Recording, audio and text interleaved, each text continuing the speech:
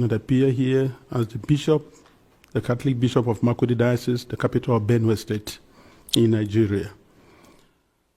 I am the shepherd of one of the 4 dioceses, Catholic dioceses in Benue. We have others, Anglican, Methodist, and Pentecostals, which sort of the Benue State has a population of about 6.1 million people, 2 million of whom are those under my care as the bishop of the diocese. Benue State is about 98% Christian, with very few Muslims living in towns. Nigeria and eventually my diocese and the state of Benue have become, in recent years, one of the most dangerous and insecure places for Christians. Christians and Muslims are nearly evenly divided among Nigeria's large population of over 200 million persons. Islamist extremists are fiercely contesting the possession, control, and governing law of the land, especially in the country's northern and central regions, the latter of which is where Benue is located. There are constant ethnic, political, and religious conflicts over land and allegiance. Constitutionally, we are a secularist country, but our unity has been fragile. Political and religious actions and even public speech have been carefully managed to avoid accusations of religious bias and political tensions. Today, the clear influence of Islamist extremists has changed the traditional social dynamics of tribe, ethnicity, religion, and the social status in Nigeria. Because just recently, at the beginning of the Ramadan fast, 12 states in northern Nigeria have declared closed schools so that they attend to this. And you can imagine, which other country in the world does that? Saudi Arabia is not doing it. Afghanistan is not doing it. Baghdad is not doing it, but then Nigeria is practicing. What kind of Islam are they practicing? 12 states, and not only Muslims are living in these places.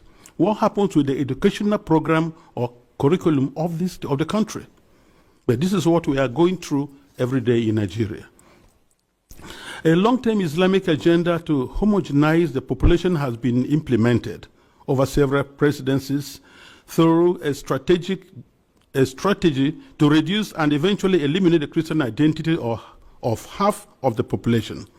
This strategy includes both violent and non-violent actions, such as the exclusion of Christians from positions of power and adoption of such church members, the raping of women, the killing and exploitation of Christians, the destruction of churches and farmlands of Christian farmers, followed by the occupation of such lands by the Fulani herders, and also changing the names of these villages. They're taking over the places, so you clearly see an expansionist approach and Islamic, and then they are making the people now flee and leave their villages, and they conquer it. The quest to Islamalize the land appears high on the agenda of some of the powerful and influential Muslims in Nigeria. There is a campaign to take land to spread Islam, and there is the hemorrhaging of Christian farmers from the central region of Nigeria and Benue State, and Makurdi Diocese in particular, as they are forced to abandon fertile lands that used to feed the nation, which classify Benue as the food basket of the nation. Militant Fulani herdsmen are terrorists destroying society. They steal and vandalize, they kill and boast about it. They kidnap and rape, and they enjoy total impunity from the elected authorities. None of them have been arrested and brought to justice. This is supported by the corrupt system in which we operate and the abject poverty among us, which allow the criminals to easily attract more recruits and prey on more victims. Why is this happening? Is it really a religious war? Like in the past, many jihadists are motivated less by religion than by spoils of war and use their religion to impose themselves. In my diocese, the spoils consist mainly of fertile, well-tended land organized around my parishes or so. The jihadists come and adopt and kill the priests, leaving thousands without support and basic human services. And of course, when they disperse the people, the inhabitants, or the citizens, or the people of the lands, they take over. And any attempt to go back and take care of your farms, surely you get killed. The Makurdi Diocese in Benue State has been the epicenter of the invasion by these herders, who are more like hired guns of cattle oligarchies, who manipulate religion to rally the headers to eliminate the Christian population and cleanse the land in the name of Islam. This objective is behind the relentless attacks against Benue's villages.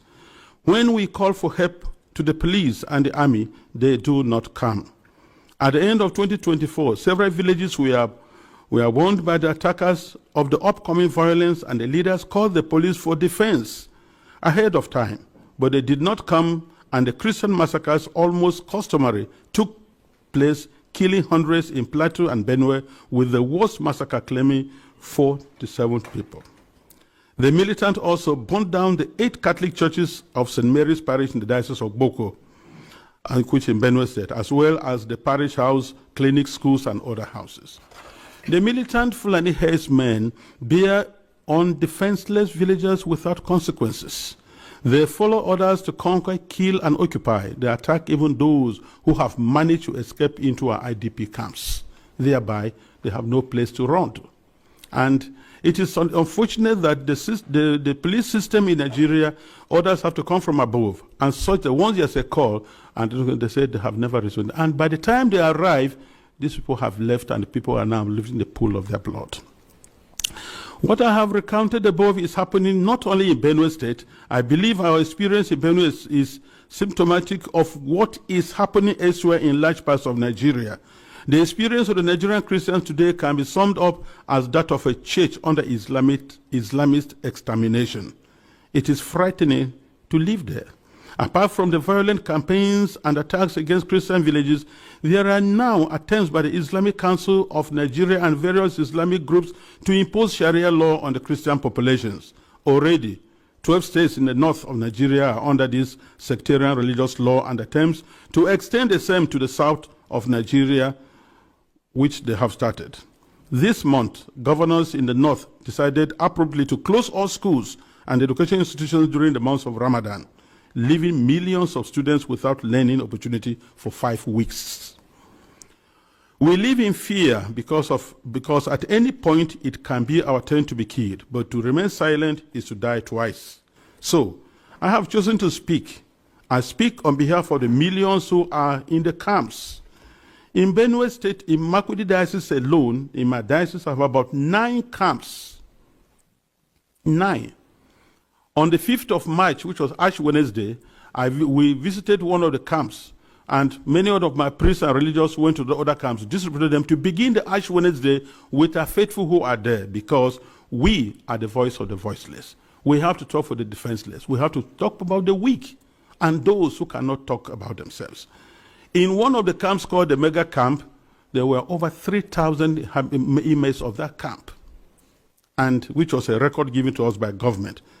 I speak on behalf of them and those children who have no husband, who have no father, and even their own voices taken away by the politicians who promised to help them, but have become the willing tools of the jihadists because they are talking politically correct statements, looking for next elections to come. I speak on behalf of those whose loved ones have been killed, but no one has even offered a word of consolation to them. I speak on behalf of the thousands of young girls who have been adopted and raped because no one, not even the media, mentions them anymore.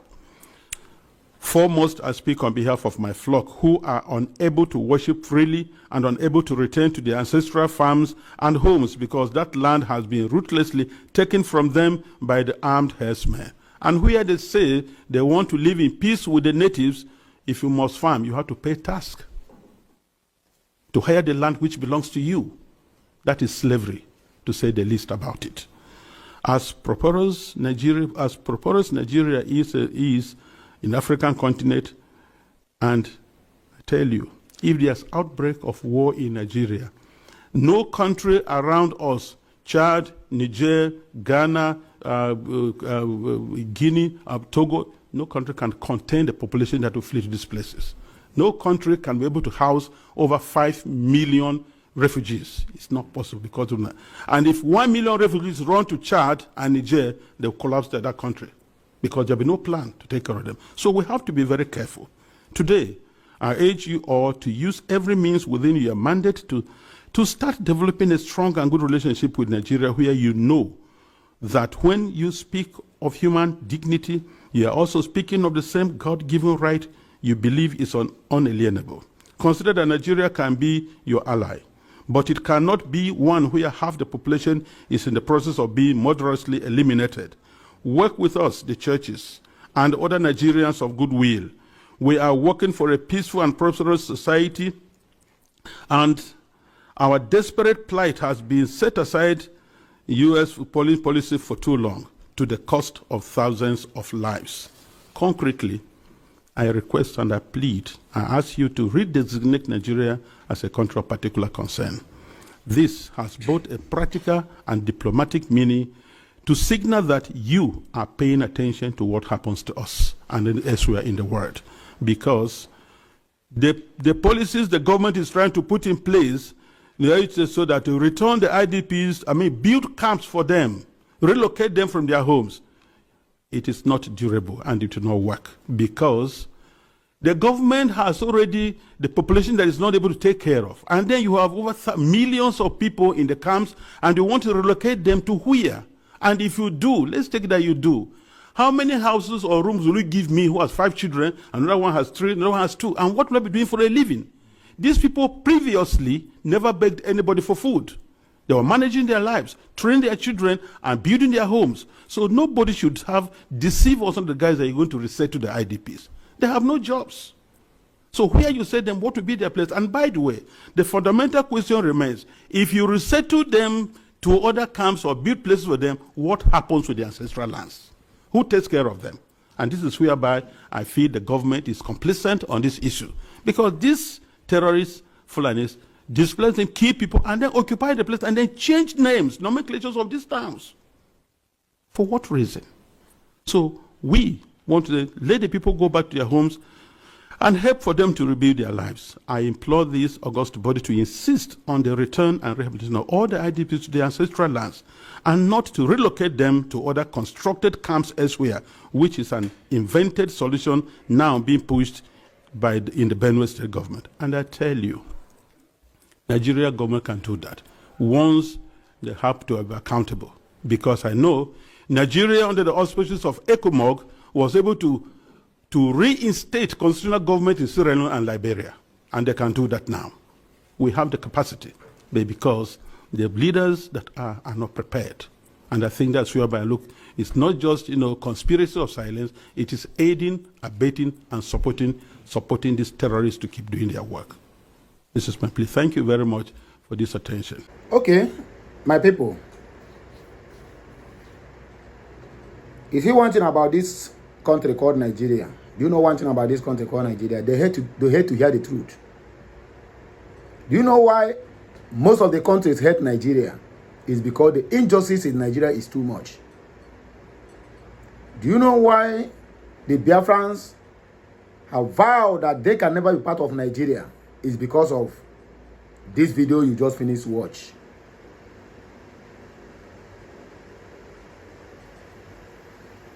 Donald Trump have already prepared the documents to sanction Nigeria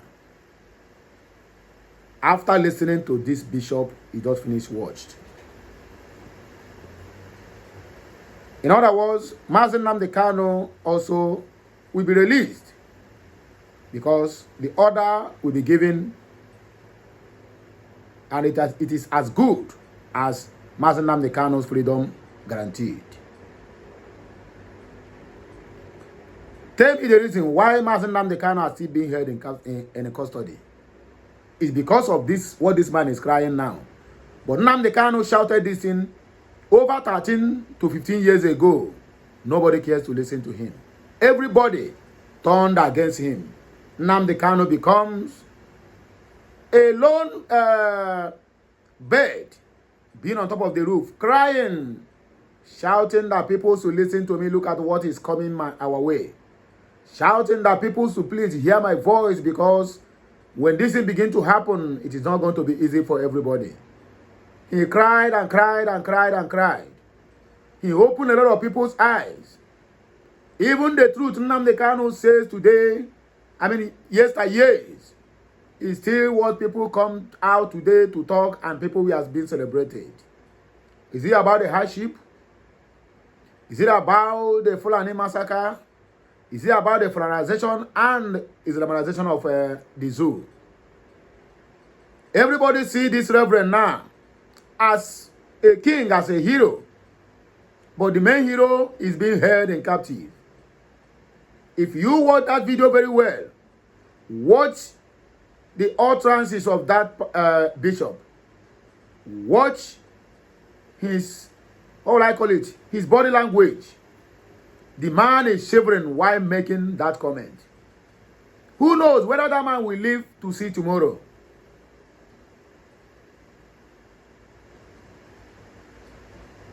Should I be sorry for him or to sorry for the rest of the Nigerians? The answer is no. Yes, I might be sorry for people who have been died, who have been massacred through this Fulani conquest of agenda. But I cannot be sorry for the rest of Nigeria who are still alive.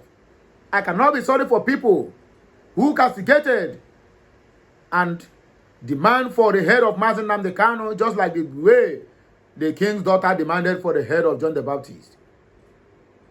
These are the ones I can never be sorry for. The whole Nigerians always out there busy, lending their voice on the ones that have been oppressed, but forgetting that the only voice that have been oppressed from beginning of this life till today have been the Biafrans and the ones championing the movement of the Biafrans. Nnamdi Kanu, if the Nigerians, whether you are from north, from south, from east, from west, if they truly want to be free from this dungeon they call Nigeria, if they truly want to be free from bad government, all of them would have been protested down to DSS. All, I mean all, both Igbo, outside Yoruba, Efik, anywhere where you come from. Because the voice they silence is the voice that is going to put food, a better food on your table, if they hearken to that voice. The voice they silenced is the voice that's supposed to better the lives of everybody, not only the Biafrans. The freedom of Biafrans is really one step closer to the freedom of everybody, including other African countries, whether west, east, or south. But they silenced the voice. Everybody was normal. When Very Dark Man was being oppressed, everybody was against the government, everybody stand, everybody, even when nobody called them for protest, all of them turned the street. Then tell me, is Very Dark Man mightier than Nnamdi Kanu? That is the question. Is there any way you can use Very Dark Man to compare with Mazen Nnamdi Kanu? There's no comparison. Very Dark Man don't even see the shoes of Nnamdi Kanu. Yes, he is mighty on his own way. He is good on his own way. At least he can be able to stand as upright without nobody pointing accusing finger where he has siphoned money from this or from that. But I can tell you that this man is shivering even while making that exposition, because he don't know what will happen next. They might come for him. He might not even live to see them doing something about what he complained at that very plenary. He might not live. The fear in the man's body make him to jump some sentence. The fear. Fear of the unknown. Fear of what will happen next. Fear of Fulanis. The man, or rather the pastor, make a lot of mistakes. He make a lot of mistakes. If I were him, I would have burst into tears there in the presence of everybody. That's number one. If I were him, I need to inform the international community that Fulanis who are killing us, taking over our lands, are not Nigerians. They are not from anywhere close to Nigeria. They are neither from the east, from west, from north, or from south. Because you cannot tell me a Fulani who is from the northern part of the country will then come and kill you and take over your land by force. These ones are the wanderers who have no home. Don't forget, when this matter was brought to the plenary, of the red chamber or night chamber or green or blue chamber in that their ZUU National Assembly. Don't forget what Fulanis at the National Assembly said. Many people have forgotten, but I never forget. He says, and I quote, when they said that Fulanis should go back to their states and rear their cows there, not going from their own state, from their own region, down to another man's region. He says that most of the Fulanis don't even know where they come from. They cannot remember their state again. Can you imagine that rubbish? In other words, all of them knows what it means. But who among them is going to stand up and make that exposition that, yes, you are right. They don't know their state because they are not Nigerians. Of course, they are not Nigerians. If you are a Nigerian, you are from the northern part of the country, you come to my land, you rear your cow, finish, and you go back to your country, right? I mean, your state. But he said that they don't know where to go. They don't even know their state. Indirectly telling you that these people don't have state. They don't have homes in Nigeria. The only way they can survive and live in Nigeria is to kill people and pursue them and burn their houses, change the names of their localities to their own name. In Nigeria, most of the localities in Benue that they change their names, go there and check those names. They have no way related to Nigeria. It is names of some regions where they came from. Should I pity them? Yes, I pity those who have lost their lives. But the living ones, I cannot pity them, because they are among those who say that Nnamdi Kanu should be silenced, who are every day writing petitions that Simon Ekpa should be silenced. Osuimi, Osuanya, he don't say it. And now everybody will know where they stand. Why do I bring this message to my platform? Just to let all of us know that Mazen Nnamdi Kanu is as good as a free man. Because Donald Trump, before the end of this month or middle of next month, the kind of sanction Nigeria will face, even to interact with their own African counterparts, they will never do that. If they try that, the international community will wipe them away from the surface of this earth. I tell you the truth. If they try it, if they make them, they will have themselves to be blamed. Don't forget, I still maintain my stand. Bola Ahmed Tinubu Adekunle is either he will be the last president of Nigeria or life president of Nigeria. It is going to play out very soon. It is not going to be far. Starting from 21st of March, please keep that date in mind. Starting from 21st of March, this month we are into 2025. The secret agents are everywhere. The judge that's going to handle Mazen Nnamdi Kanu's case better be careful. Otherwise, let me not say too much. So that somebody will not say I am sending a threat message. It is not a threat. But you have to be very careful. You have to be very careful. I know they are pushing him to come and take some drastic decisions on Mazen Nnamdi Kanu's case. But you have to be very, very careful. Even the retired judge of International Criminal Court worldwide is coming in court that day. Nnamdi Kanu said it. He will be the end of Nigeria. Nobody understands what he says. He made it clear to them that he is going to be the beginning of good things that's going to happen to Biafra and other African countries who believe.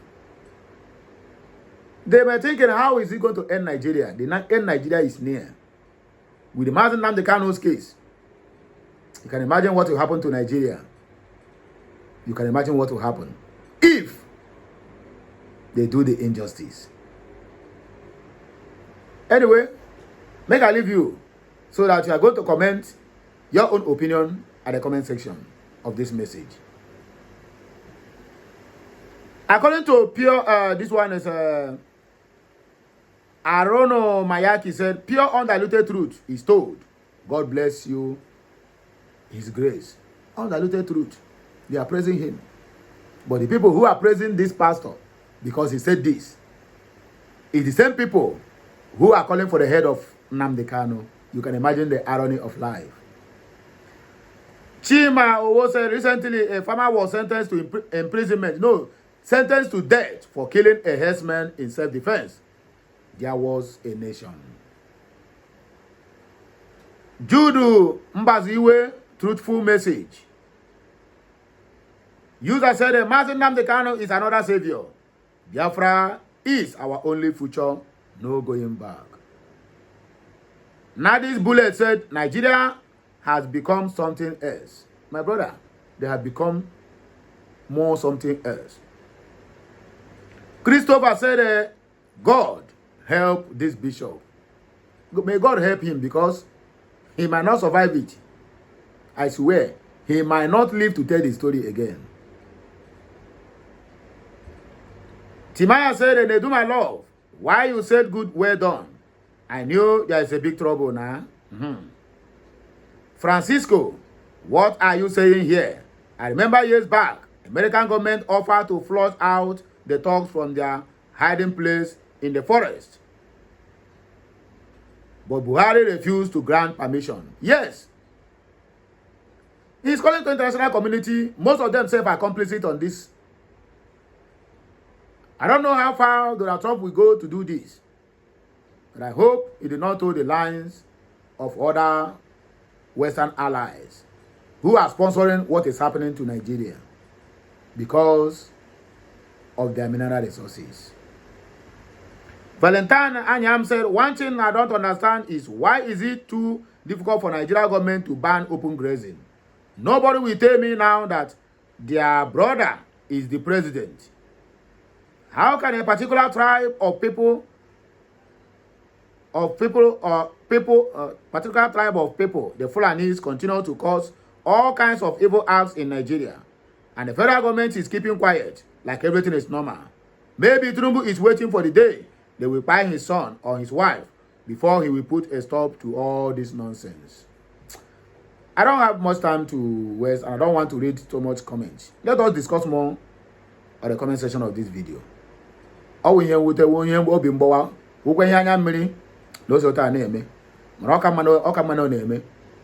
that once people will remember there was a prophet, or there is a prophet, who was then crying in the wilderness for people to hear his voice. And they caged him, thinking that they will cage his spirit and his voice. Even inside that cage, that same prophet is still roaring and crying and said, my people must go, whether they like it or not. That no matter how long you keep me here, you can never change my stand. That is Mazi Nnamdi Kanu, the voice of the voiceless, the voice of the people who have been subdued, and the voice of the people who have been marginalized for so long. What do you have to say? Well, let us discuss more in the comment section. Like, share, comment, and make sure you subscribe for more interesting videos. I love you all, my wonderful people.